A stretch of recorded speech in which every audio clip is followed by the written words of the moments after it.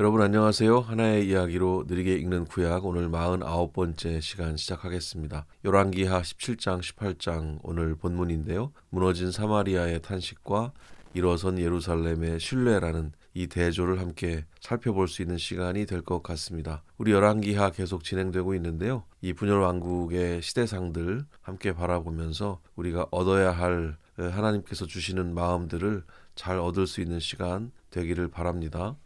지난 시간에 우리가 5장과 6장을 봤고 오늘 17장과 18장이 본문이니까 그 중간 구간이 꽤나 깁니다. 7장부터 16장까지 함께 먼저 살펴보고 오늘 본문으로 들어가면 좋을 것 같습니다. 이 단락은 북이스라엘의 급격한 몰락 그리고 남유다의 영적 혼란이 교차하면서 17장의 최종 멸망을 향해서 치닫게 되는 아주 긴박한 과정이라고 볼 수가 있는 부분이에요.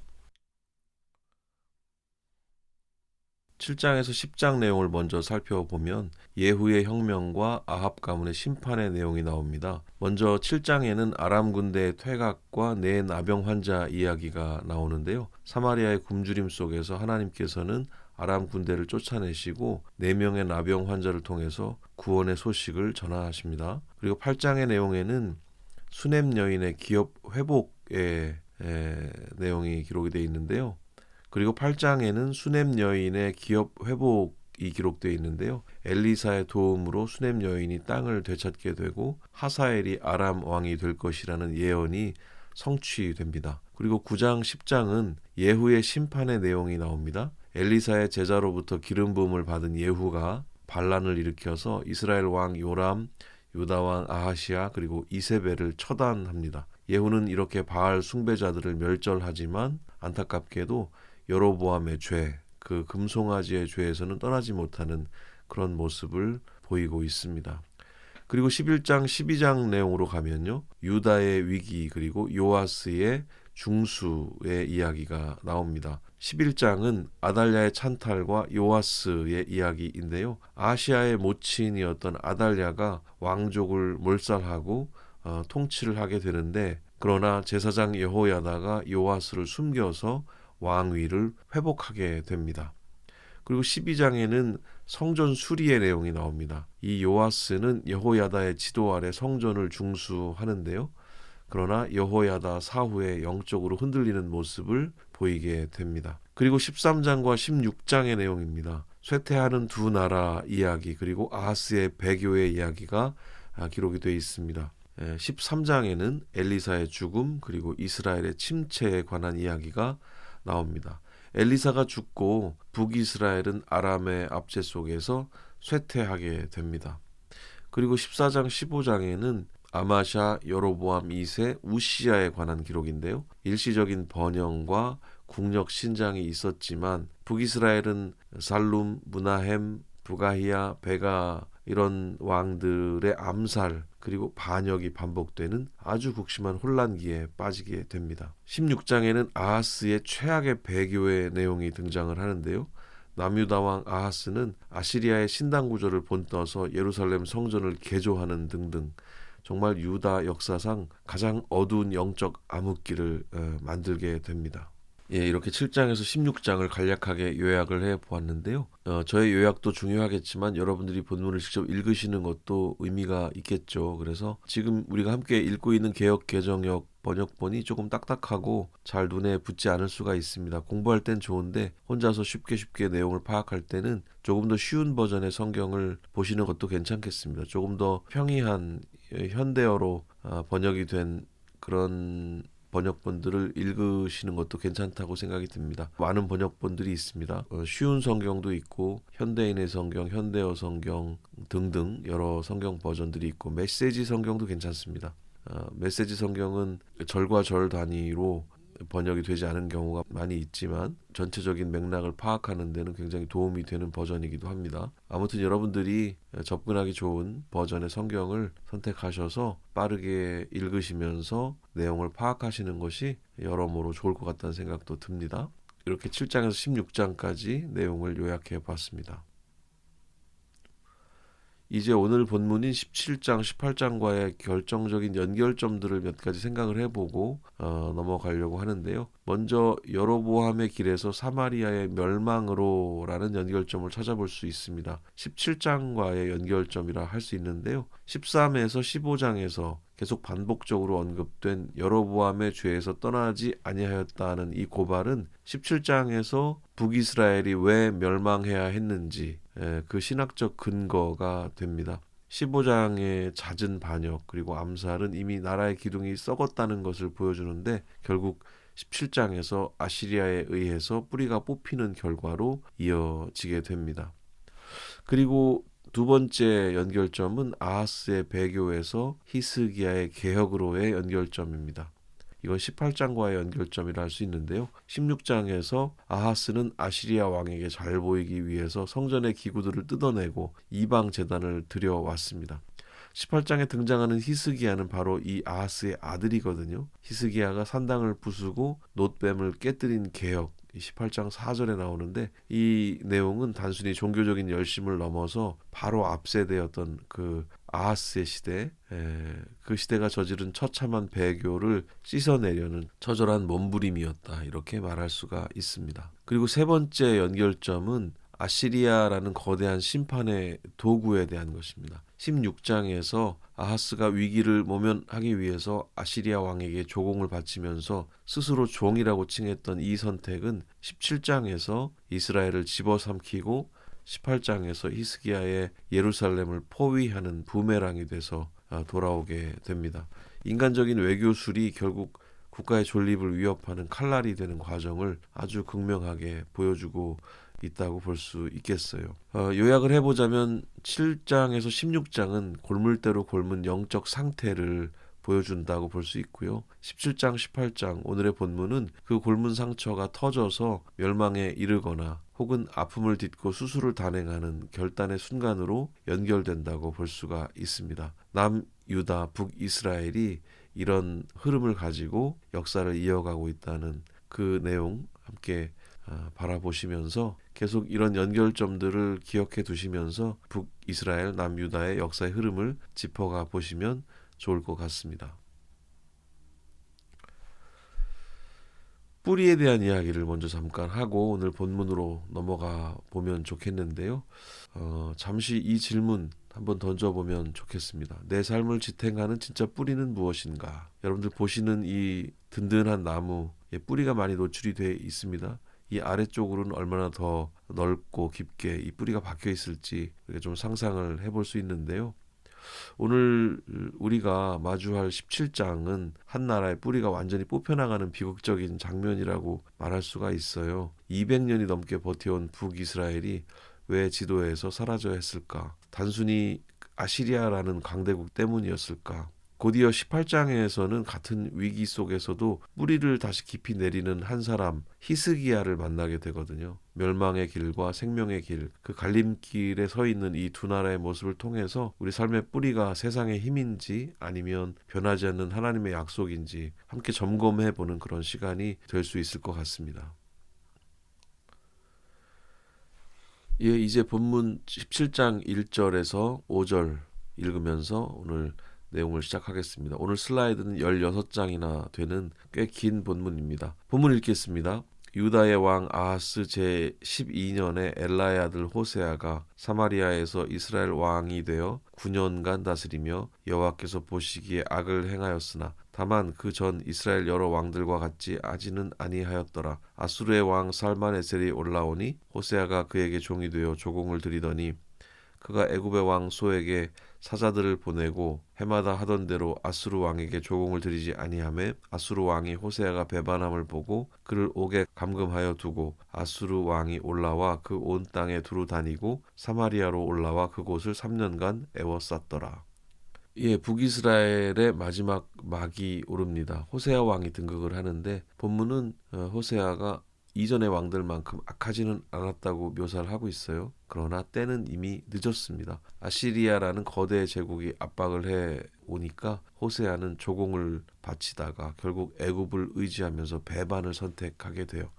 이 내용은 단순한 외교적 실책이 아니고 하나님을 의지하지 않고 세상 권력을 그 갈아타려고 했던 이스라엘의 고질적인 불신앙을 상징하고 있습니다. 결국 사마리아는 3년이라는 긴 시간 동안 포위당해서 처절한 몰락의 길로 접어들게 됩니다. 인간적인 계산과 외교술이 하나님의 심판 앞에서는 얼마나 무력한지 우리는 오늘의 본문 속에서 볼 수가 있습니다. 6절에서 10절 읽겠습니다. 호세아 제9년에 아수르 왕이 사마리아를 점령하고 이스라엘 사람을 사로잡아 아수르로 끌어다가 고산 강가에 있는 할라와 하볼과 메대 사람의 여러 고을에 두었더라. 이 일은 이스라엘 자손이 자기를 애굽 땅에서 인도하여 내사 애굽의 왕 바로의 손에서 벗어나게 하신 그 하나님 여호와께 죄를 범하고 또 다른 신들을 경외하며 여호와께서 이스라엘 자손 앞에서 쫓아내신 이방 사람의 규례와 이스라엘 여러 왕이 세운 율례를 행하였습니다. 이스라엘 자손이 점차로 불의를 행하여 그 하나님 여호와를 배반하여 모든 성읍의 망대로부터 견고한 성에 이르기까지 산당을 세우고 모든 산 위에와 모든 푸른 나무 아래에 목상과 아세라상을 세웠습니다. 예, 드디어 주전 722년 사마리아가 함락되게 됩니다. 성경은 이 멸망의 이유를 아주 세밀하게 분석을 하고 있는데요. 7절부터 나오는 고발이 아주 가슴을 아프게 합니다. 출애굽의 은혜를 베푸신 하나님을 버리고 이방의 풍습을 따랐다는 그런 내용이에요. 특히 9절 점차로 불의를 행하여 바야페우라는 말이 써 있는데 이 표현을 우리가 주목할 필요가 있습니다. 이것은 은밀하게 혹은 서서히 하나님을 배반했다는 뜻인데요. 큰 죄를 한 번 지은 게 아니고 일상 속에 산당을 세우고 우상의 그 영향력들을 조금씩 허용하다가 결국은 영적인 감각이 완전히 마비돼 버린 상태를 말하고 있습니다. 11에서 15절입니다. 또 여호와께서 그들 앞에서 쫓아내신 이방 사람 같이 그곳 모든 산당에서 분향하며 또 악을 행하여 여호와를 경노하게 하였으며 또 우상을 섬겼으니 이는 여호와께서 그들에게 행하지 말라고 말씀하신 일이라. 여호와께서 각 선지자와 각 선견자를 통하여 이스라엘과 유다에게 지정하여 이르시기를 너희는 돌이켜 너희 악한 길에서 떠나 나의 계명과 율례를 지키되 내가 너희 조상들에게 명령하고 또 내 종 선지자들을 통하여 너희에게 전한 모든 율법대로 행하라 하셨으나 그들이 듣지 아니하고 그들의 목을 곧게 하기를 그들의 하나님 여호와를 믿지 아니하던 그들의 조상들의 목같이 하여 여호와의 율례와 여호와께서 그들의 조상들과 더불어 세우신 언약과 경계하신 말씀을 버리고 허무한 것을 뒤따라 허망하며 또 여호와께서 명령하사 따르지 말라 하신 사방 이방 사람을 따랐더라. 네, 하나님은 한 번도 경고 없이 심판하신 적은 없었어요. 수많은 선지자, 예언자들을 보내서 끊임없이 돌아오라고 말씀을 하셨죠. 하지만 이스라엘은 목을 곧게 했습니다. 목을 곧게. 이 표현은 고집센 황소가 멍에를 매지 않으려고 뒷덜미를 뻣뻣하게 세우는 모습을 연상시키는데요. 결국 그 사람들은 실체가 없는 허무한 것을 쫓아다니다가 자기마저 허망한 존재가 돼버리고 말게 됩니다. 하나님이라는 진리를 놓친 인간이 허상을 쫓다가 어떻게 파멸되는지 보여주는 무서운 경고라고 볼 수 있습니다. 나의 목은 곧은가 돌아보는 시간이 될 수 있으면 좋겠죠. 16절에서 20절 말씀입니다. 그들의 하나님 여호와의 모든 계명을 버리고 자기들을 위하여 두 송아지 형상을 부어 만들고 또 아세라 목상을 만들고 하늘의 일월 성신을 경배하며 또 바알을 섬기고 또 자기 자녀를 불 가운데로 지나가게 하며 복술과 사수를 행하고 스스로 팔려 여호와 보시기에 악을 행하여 그를 경노하게 하였으므로 여호와께서 이스라엘에게 크게 노하사 그들을 그의 앞에서 제거하시니 오직 유다 지파 외에는 남은 자가 없으니라. 유다도 그들의 하나님 여호와의 계명을 지키지 아니하고 이스라엘 사람들이 만든 관습을 행하였으므로 여호와께서 이스라엘의 온 족속을 버리사 괴롭게 하시며 노략군의 손에 넘기시고 마침내 그의 앞에서 쫓아내시니라. 예, 이스라엘의 죄악은 이제 인신제사 복수례까지 이릅니다. 하나님은 결국 이스라엘을 당신의 면전에서 제거하시고 말아요. 그런데 더 비극적인 것은 19절입니다. 북이스라엘의 멸망을 옆에서 지켜보던 남유다조차 정신을 못 차리고 그들의 악한 관습을 따라갔다는 기록입니다. 죄의 전염성이 얼마나 강한지 그리고 언약 공동체가 거룩함을 잃었을 때 얼마나 쉽게 무너지는지를 보여주죠. 하나님은 온 족속을 노략군의 손에 넘기시면서 아픈 징계를 시작하십니다. 이건 단순한 파괴가 아니고 다시 거룩하게 하시려는 하나님의 가슴 아픈 연단이라고 말할 수 있습니다.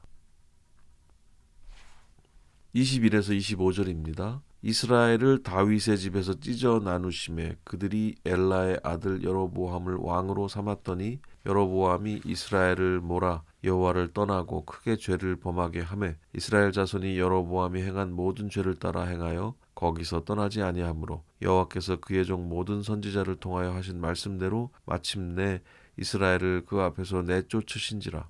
이스라엘이 고향에서 아수르에 사로잡혀 가서 오늘까지 이르렀더라. 아수르 왕이 바벨론과 구다와 아와와 하맛과 스발와임에서 사람을 옮겨다가 이스라엘 자손을 대신하여 사마리아 여러 고을에 두매 그들이 사마리아를 차지하고 그 여러 고을에 거주하니라. 그들이 처음으로 거기 거주할 때에 여호와를 경외하지 아니하므로 여호와께서 사자들을 그들 가운데 보내심에 몇 사람을 죽인지라.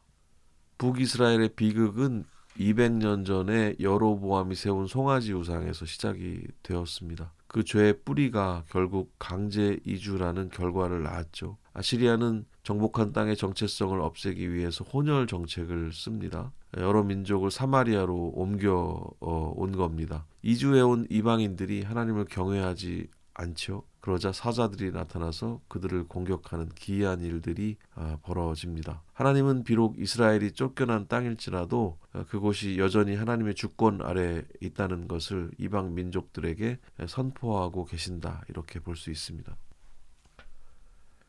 26절에서 30절 말씀입니다. 그러므로 어떤 사람이 아수르 왕에게 말하여 이르되 왕께서 사마리아 여러 고을에 옮겨둔 민족들이 그 당신의 법을 알지 못하므로 그들의 신이 사자들을 그들 가운데 보내매 그들을 죽였사오니 이는 그들이 그 땅 신의 법을 알지 못함이니이다 하니라. 아수르 왕이 명령하여 이르되 너희는 그곳에서 사로잡아온 제사장 한 사람을 그곳으로 데려가되 그가 그곳에 가서 거주하며 그 땅 신의 법을 무리에게 가르치게 하라 하니 이에 사마리아에서 사로잡혀간 제사장 중 한 사람이 와서 베델에 살며 백성에게 어떻게 여호와 경외할지를 가르쳤더라. 그러나 각 민족이 각기 자기의 신상들을 만들어 사마리아 사람이 지은 여러 산당들에 두되 각 민족이 자기들이 거주한 고을에서 그렇게 하여 바벨론 사람들은 숫꽃 분옷을 만들었고 구다 사람들은 네르가를 만들었고 하맛 사람들은 아시마를 만들었으며 그래서 아시리아 왕은 사태를 수습하려고 포로로 잡아갔던 이스라엘 제사장 한 명을 파견을 합니다. 여호와 경외하는 법을 배우라고 이렇게 명령을 내려요.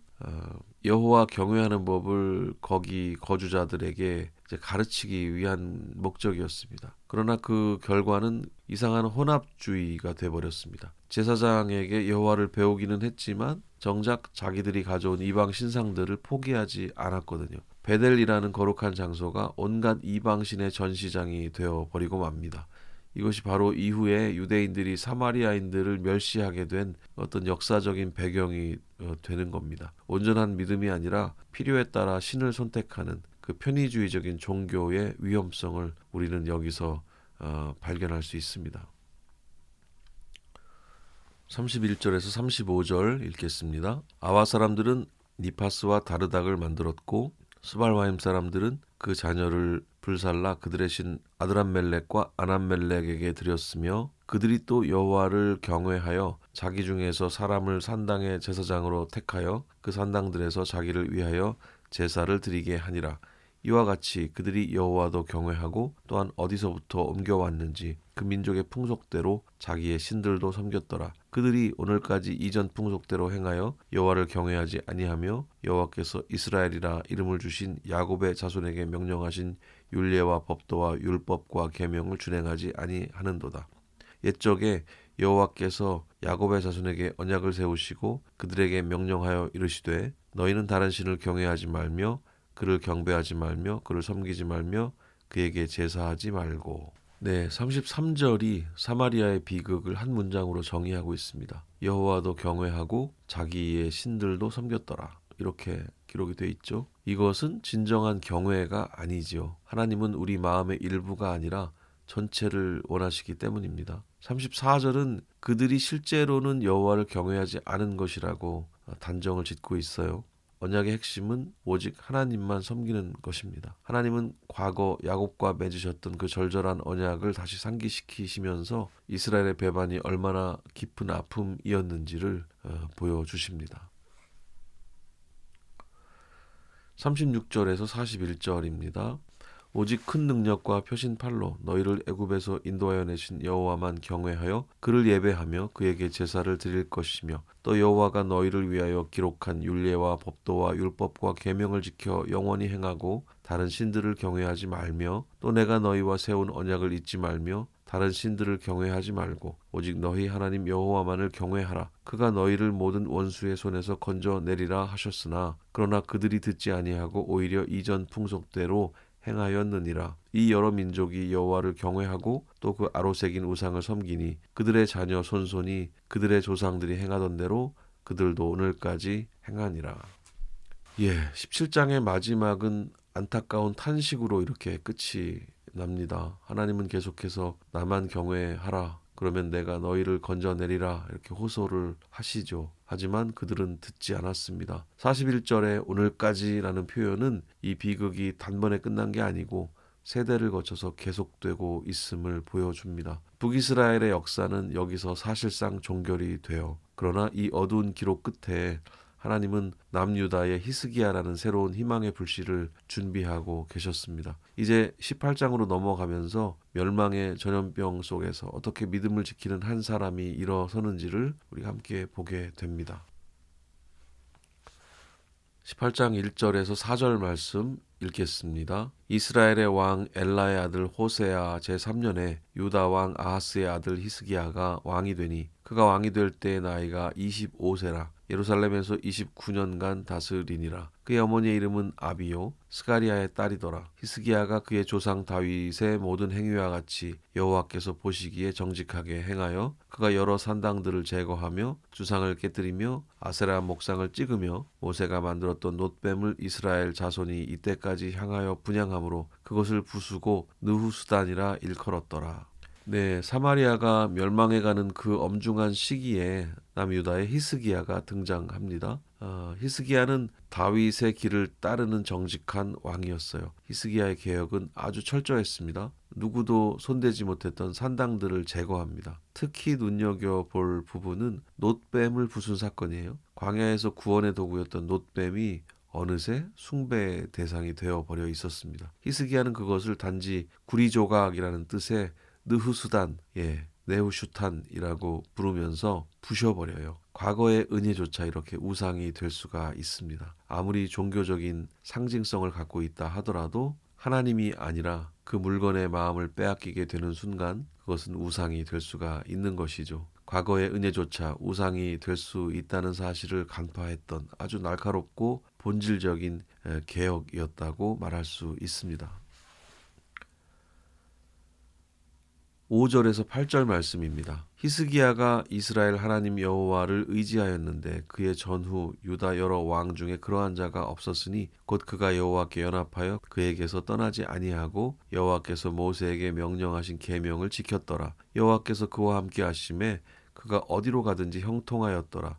저가 아수르 왕을 배반하고 섬기지 아니하였고 그가 블레셋 사람들을 쳐서 가사까지 이르고 그 사방의 망대와 견고한 성까지 이르렀더라.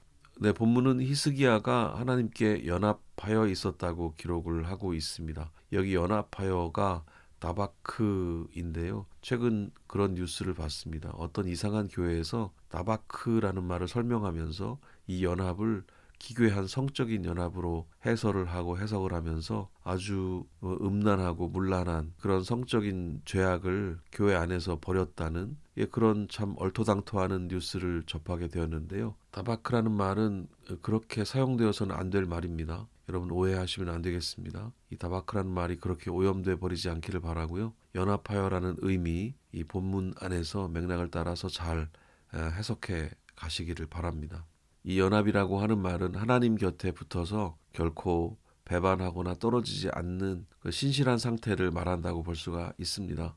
북이스라엘이 세상 권력에 붙어 있을 때 히스기야는 오직 하나님께만 붙어 있었습니다. 아주 신실한 사람이었죠. 그 결과 하나님이 히스기야와 함께 하셨고 히스기야는 아시리아의 압제에 당당히 맞설 용기를 얻었습니다. 하나님을 의지하는 것이 막연한 위로가 아니라 강대국 앞에서도 굴복하지 않는 실질적인 힘과 형통함이 된다는 것을 히스기야가 삶으로 증명하고 있습니다. 하나님을 의지하는 사람, 진리를 의지하는 사람은 용감할 수 있습니다. 아무리 힘의 논리가 좌우하는 그 제국과 제국의 다툼 속에 우리가 살고 있지만 하나님을 의지하고 진리를 의지하는 그 누군가는 용기를 내서 옳은 말을 할 수 있다고 생각합니다. 18장 9절에서 12절 말씀입니다. 히스기야 왕 제4년 곧 이스라엘의 왕 엘라의 아들 호세아 제7년에 아수르의 왕 살마네셀이 사마리아로 올라와서 애워쌌더라. 3년 후에 그 성읍이 함락되니 곧 히스기야 왕 제6년이요 이스라엘 왕 호세아 제9년에 사마리아가 함락되매 아수르 왕이 이스라엘을 사로잡아 아수르에 이르러 고산 강가에 있는 할라와 하볼과 메대 사람의 여러 고을에 두었으니 이는 그들이 하나님 여호와의 말씀을 듣지 아니하고 그의 언약과 여호와의 종 모세가 명령한 모든 것을 따르지 아니하였음이더라. 예, 본문은 히스기야의 통치 초기에 일어난 사마리아의 멸망을 다시 한번 기록해주고 있습니다. 이 내용은 대조를 위한 배치라고 볼 수 있는데요. 히스기야가 하나님께 연합해서 개혁을 단행하고 있을 때 바로 이웃이었던 북쪽 형제들은 언약을 어긴 결과로 끌려가고 있었습니다. 12절은 그 이유를 다시 한번 못 박습니다. 여호와의 말씀을 듣지 아니하고 언약을 따르지 않았기 때문이다. 이렇게 기록을 하고 있어요. 히스기야는 이 비극적인 현장을 실시간으로 지켜보면서 자신의 개혁이 얼마나 절박하고 중요한 것인지 뼈저리게 느꼈을 겁니다. 18장 13절에서 16절 말씀입니다. 히스기야 왕 제14년에 아수르의 왕 사네립이 올라와서 유다 모든 견고한 성읍들을 쳐서 점령하매 유다의 왕 히스기야가 라기스로 사람을 보내어 아수르 왕에게 이르되 내가 범죄하였나이다. 나를 떠나 돌아가소서. 왕이 내게 지우시는 것을 내가 당하리이다 하였더니 아수르 왕이 곧 은 300달란트와 금 30달란트를 정하여 유다 왕 히스기야에게 내게 한지라. 히스기야가 이에 여호와의 성전과 왕궁 곳간에 있는 은을 다 주었고 또 그때에 유다 왕 히스기야가 여호와의 성전 문의 금과 자기가 모든 기둥에 입힌 금을 벗겨 모두 아수르 왕에게 주었더라. 본문 내용이 갑자기 왜 이렇게 이상해지고 있죠? 완벽해 보이던 히스기야에게도 위기가 이렇게 찾아옵니다. 아시리아의 사네립이 유다를 침공을 했고요. 이 결정적인 순간에 히스기야가 이렇게 잠시 흔들립니다. 내가 범죄하였나이다 라고 하나님께 이야기하는 게 아니라 사네립에게 이렇게 얘기를 하고 있어요. 굴욕적입니다. 이렇게 항복을 선언하고 심지어 성전 기둥의 금까지 벗겨서 바치는 이런 기록을 우리가 읽었습니다. 우리는 여기서 믿음의 사람도 현실의 거대한 공포 앞에서는 나약해질 수 있다. 이런 상황들을 볼 수 있습니다. 그러나 하나님은 히스기야를 여기서 버리지 않으세요. 이 뼈아픈 실책은 오히려 히스기야가 돈이나 외교가 아니라 오직 하나님만 의지해야 한다는 것을 배우는 깊은 연단의 과정이 됩니다. 17절에서 21절입니다. 아수르 왕이 다르단과 랍사리스와 랍사게로 하여금 대군을 거느리고 라기스에서부터 예루살렘으로 가서 히스기야 왕을 치게 하매 그들이 예루살렘으로 올라가니라. 그들이 올라가서 윗모 수도 곁 곧 세탁자의 밭에 있는 큰 길에 이르러 서니라. 그들이 왕을 부르매 힐기야의 아들 왕궁의 책임자 엘리야킴과 서기관 셈나와 아삽의 아들 사관 요아가 그에게 나가니 랍사게가 그들에게 이르되 너희는 히스기야에게 말하라. 대왕 아수르 왕의 말씀이 네가 의뢰하는 이 의뢰가 무엇이냐. 네가 싸울 만한 계교와 용력이 있다고 한다마는 이는 입에 붙은 말뿐이라. 내가 이제 누구를 의뢰하고 나를 반역하였느냐. 이제 네가 너를 위하여 저 상한 갈대 지팡이 애굽을 의뢰하도다. 사람이 그것을 의지하면 그의 손에 찔려 들어갈지라. 애굽의 왕 바로는 그에게 의뢰하는 모든 자에게 이와 같으니라. 히스기야가 돈을 주었지만 그렇게 돈을 주었어도 아시리아는 만족하지 않습니다. 대군을 이끌고 예루살렘 턱밑까지 찾아와서 조롱을 퍼붓습니다. 특히 랍사게의 연설은 아주 영악해 보입니다. 그 사람은 히스기야가 의지하는 애굽을 상한 갈대지팡이라고 비하하면서 전곡을 찌르고 있습니다. 세상의 눈으로 볼 때 유다의 상황은 정말 절망적이에요. 의지할 우방도 없고 가진 군사력도 보잘것없습니다. 랍사게는 이 심리적인 취약 득점을 파고들어서 유다 백성들의 사기를 꺾으려고 하고 있어요.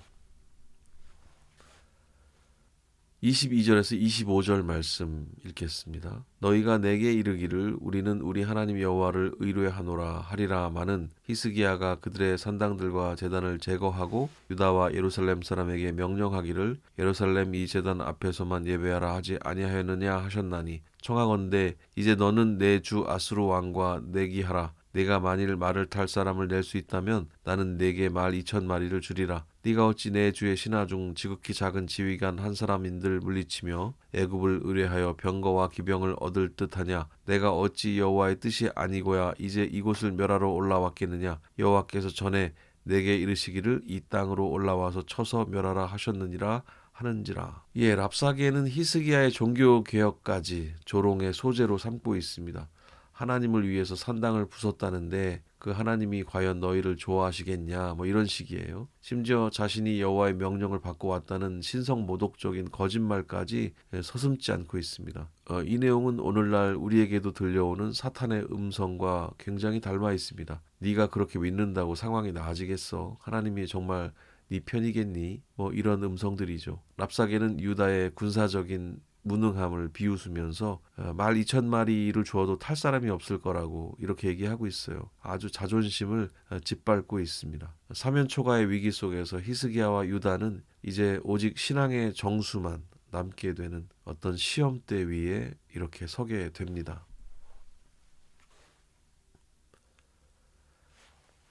26절에서 30절 말씀 읽겠습니다. hil기야의 아들 엘리야킴과 셈나와 요아가 랍사게에게 이르되 우리가 알아듣겠사오니 청하건대 아람 말로 당신의 종들에게 말씀하시고 성위에 있는 백성이 듣는 데서 유다 말로 우리에게 말씀하지 마옵소서. 랍사게가 그에게 이르되 내 주께서 내 주와 내게만 이 말을 하라고 나를 보내신 것이냐? 성위에 앉은 사람들도 너희와 함께 자기의 대변을 먹게 하고 자기의 소변을 마시게 하신 것이 아니냐 하고 랍사게가 드디어 일어서서 유다 말로 크게 소리질러 외쳐 이르되 너희는 대왕 아수르 왕의 말씀을 들으라. 왕의 말씀에 너희는 히스기야에게 속지 말라. 그가 너희를 내 손에서 건져내지 못하리라. 또한 히스기야가 너에게 여호와를 의뢰하라 함을 듣지 말라. 여호와께서 반드시 우리를 건지실지라. 이 성이 아수르 왕의 손에 함락되지 아니하게 하시리라 할지라도 히스기야의 말을 듣지 말라.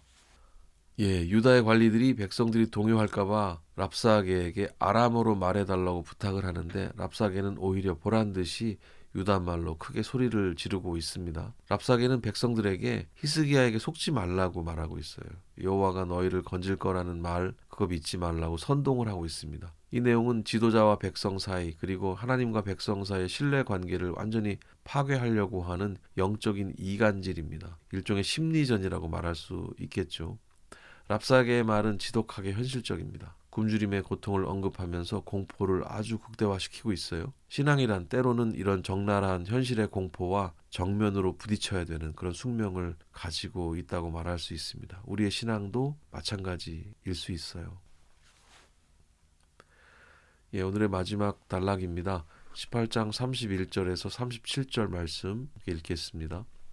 너희는 히스기야의 말을 듣지 말라. 아수르 왕의 말씀이 너희는 내게 항복하고 내게로 나아오라. 그리하면 너희는 각각 자기의 포도와 무화과를 먹고 또한 각각 자기의 우물의 물을 마시리라. 내가 가서 너희를 너희 본토와 같이 곡식과 포도주가 있고 떡과 포도원이 있고 기름나는 감람나무와 꿀이 있는 땅으로 옮기기까지 하리라. 너희는 살고 죽지 말라. 히스기야가 너희를 권하여 이르기를 여호와께서 우리를 건지시리라 하여도 히스기야에게 듣지 말라. 민족들의 신들 중에 어느 한 신이 그의 땅을 아수르 왕의 손에서 건진 자가 있느냐?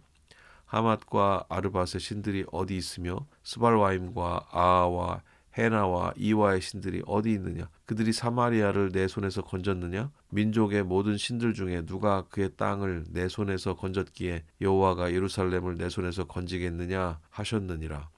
그러나 백성이 잠잠하고 한마디도 대답하지 아니하였으니 이는 왕이 명령하여 대답하지 말라 하였습니다. 이에 hil기야의 아들로서 왕궁 내 책임자인 엘리야킴과 서기관 셈나와 아삽의 아들 사관 요아가 자기의 옷을 찢고 히스기야에게 나아가서 랍사게의 말을 전하니라. 제가 이 본문을 잠깐 가리고 있었네요. 이렇게 본문 확인하시고요. 네, 랍사게는 공포 뒤에 달콤한 유혹을 내밀어서 항복을 종용하고 있습니다. 나를 따르면 풍요로운 땅으로 옮겨주겠다는 뭐 이런 말이에요. 이 사탄의 유혹이 대부분 이런 내용임을 우리는 신약 성서를 통해서도 익히 알고 있습니다. 광야에서 예수님을 유혹했던 그 사탄의 방식, 뭐 놀랍도록 일치하는 내용이라고 볼 수가 있겠어요. 랍사게는 열방의 신들이 아시리아를 막지 못했다, 뭐 이런 내용들을 열거하면서 여호와도 별 수 없을 거라고 단언하고 있습니다. 그러나 이때 위대한 반전이 여기서 일어나고 있어요. 여러분들 느끼셨죠? 백성들이 왕의 명령대로 잠잠히 대답하지 않은 것입니다. 이 본문을 읽으면서 우리는 출애굽 백성들의 그 얄팍한 마음들, 그리고 쉽게 분노하고 쉽게 돌이키는 그 역사를 알기 때문에 굉장히 걱정하면서 사실 이 부분을 읽게 되는데, 여기 백성들의 태도에서 우리는 큰 반전을 이렇게 느끼게 됩니다. 이 침묵은 굴복이 아니었죠. 오직 하나님의 대답을 기다리겠다는 신앙적인 인내였습니다. 관리들은 옷을 찢으면서 이 참담한 소식을 왕에게 전하고 있어요. 이제 인간의 모든 수단이 끊어진 예루살렘은 오직 하나님의 역사만을 바라보게 됩니다. 예, 오늘 본문 이렇게 읽어봤고요. 퀴즈를 통해서 오늘 본문의 내용을 정리해보는 시간 잠시 갖도록 하겠습니다. 첫 번째 문제 보실까요? 열왕기하 17장에서 북이스라엘이 멸망하게 된 근본적인 이유를 성경은 무엇이라고 고발하고 있습니까? 1번, 아시리아의 군사력을 압도할 만큼의 국방력을 갖추지 못했기 때문. 2번, 애굽과의 동맹이 늦어져서 아시리아의 침공을 막아내지 못했기 때문. 3번, 출애굽의 은혜를 베푸신 하나님과의 언약을 저버리고 이방의 규례와 우상 숭배를 따랐기 때문. 4번, 사마리아의 지형이 방어에 불리하여 아시리아의 포위를 견디지 못했기 때문. 예, 여러분 정답 찾으실 수 있겠죠? 정답은 3번이 되겠습니다. 사실 이 네 항목의 내용들이 다 멸망의 이유가 될 수는 있을 겁니다. 그러나 성경이 기록하고 있는 북이스라엘의 멸망의 원인은 하나님과의 언약을 저버리고 이방의 규례와 우상 숭배를 따랐기 때문이라고 정확하게 말씀하고 있거든요. 이 내용 잘 기억을 해 두시기를 바랍니다. 두 번째 문제 읽어보겠습니다. 히스기야가 종교개혁을 단행할 때 모세의 놋뱀을 부수고 느후스단이라고 부른 행위에 담긴 신학적 통찰은 무엇입니까? 1번, 과거에 사용되었던 성물은 더 이상 효력이 없으므로 폐기해야 한다는 실용주의적 판단. 2번, 과거의 은혜를 상징하는 물건조차 하나님보다 앞서 숭배의 대상이 된다면 그것은 단지 구리조각일 뿐이라는 우상 숭배에 대한 경계. 3번, 모세 율법보다 다윗의 전통이 더 우위에 있음을 보여주기 위한 상징적 교체. 4번, 아시리아가 금과 은을 요구하자 구리로 된 놋뱀을 녹여 바치기 위한 고육지책. 굉장히 창의적인 네 문항을 보셨는데 정답은 어떤 게 될까요? 2번 내용이 되겠습니다.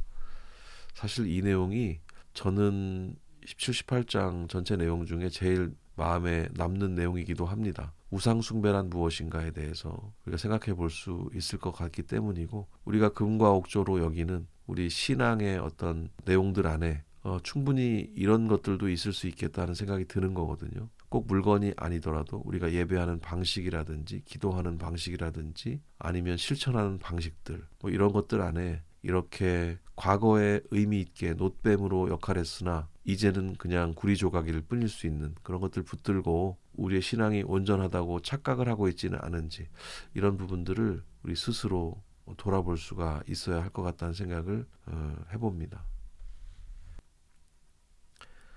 세 번째 문제입니다. 아시리아의 관리 랍사게가 유다 말로 예루살렘 거민들을 조롱하고 유혹한 목적은 무엇입니까? 1번, 아시리아의 높은 문화 수준과 언어 능력을 과시하기 위함. 2번, 유다의 지도자 히스기야와 백성들 사이의 신뢰를 깨뜨리고 하나님에 대한 믿음을 공포와 유혹으로 흔들어 항복을 유도하기 위함. 이게 말이 길죠. 정답에 가깝기 때문입니다. 3번, 이스라엘과 유다의 역사를 연구하여 그들의 잘못을 학문적으로 비판하기 위함. 4번, 예루살렘의 평화를 위해 아시리아 왕의 너그러운 제안을 직접 전달하기 위함.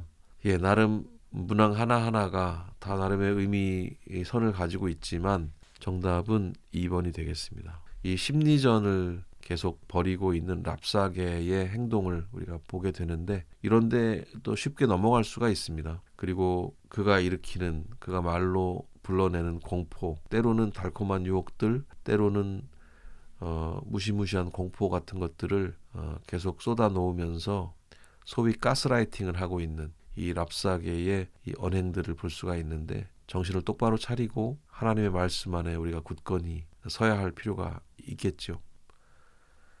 네, 생각과 정리를 통해서 오늘의 말씀을 우리의 삶의 자리로 가져와 보는 시간이죠. 어떻게 적용해 볼 수 있을지 세 가지 질문을 통해서 함께 생각해 보겠습니다. 첫 번째 질문, 우리 일상의 은밀한 산당이 우리의 신앙을 무너뜨리고 있지는 않습니까?